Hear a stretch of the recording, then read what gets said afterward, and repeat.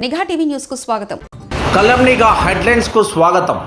ఈ రోజు వార్తలు చూస్తున్నట్లయితే ఈ వీడియో క్లిప్పింగ్ చూద్దాం. ఏపీలో హింసపై ఈసీ సీరియస్. ఈసీ ముందు హాజరైన డీజీ. మరి ఈ క్లిప్పింగ్ చూద్దాం. లబ్ధిదారులకు ఖాతాలో నగదు జమ. మహానాయుడు వాయి. ఈ video clipping Revanth Reddy KCR the Fevicol బంధం. తడిసి ముద్దైన హైదరాబాద్. భారీ వర్షంలో పొంగిన నాలాలు. హైపాక్ సహకారంతో వైసీపీ ప్రభంజనం.